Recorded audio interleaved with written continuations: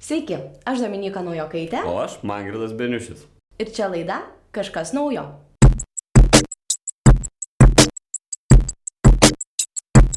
Ar girdėjote naują Seimo neturėjimo ką veikti rezultatą? Ogi ėmėsi nagrinėti vaiko teisų apsaugos pataisų projektą, kurio būtų uždraudžiamas bet koks smurtas prieš vaikus.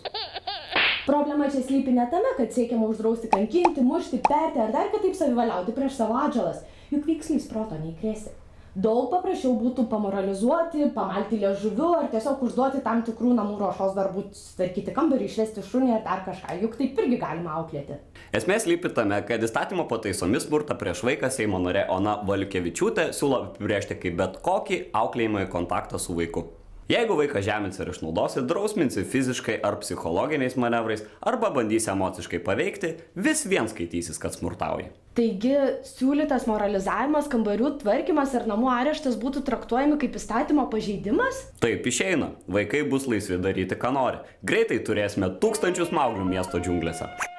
Maža to, smurtu siūloma laikyti vaiko nepriežiūros arba aplaidumo formas. Įsivaizduokite, jūsų mažas velniūkštis taiga nustoja praustis. Čia jo nauja protesto akcija. Tai savo ir vaikšto smirdantis, nes jūs negalite jo nei fiziškai, nei psichologiškai priversti. Rezultatas toks, kad jūs vis vien gaunate bausmę tik priežiūros tokos atžvilgiu. Tvarkos darytojos Onos Valiukevičiūtės nuomonę šio klausimo jau žinome.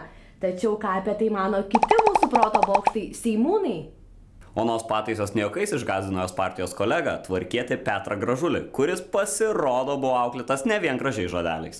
Esu vaikystėje gavęs beržinės košės, dėl to esu dėkingas savo tėvams, kurie tada aplaužė mano ambicijas, mano ragelius. Nematau nieko blogo, jeigu už reikalą vaikas gauna į kailį. Petriukas savo frakcijos kolegijos Onutės pataisas vadina tiesiai šviesiai - šeimos griovimu.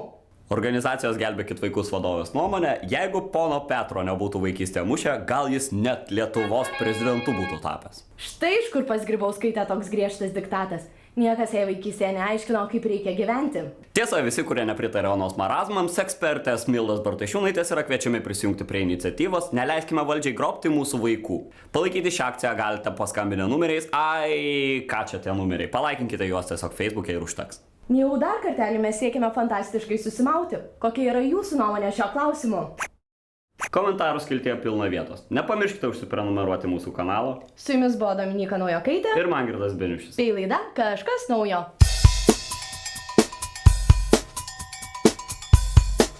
Ai, ir žinot ką, dar niekas nežino, dingo mergaitė.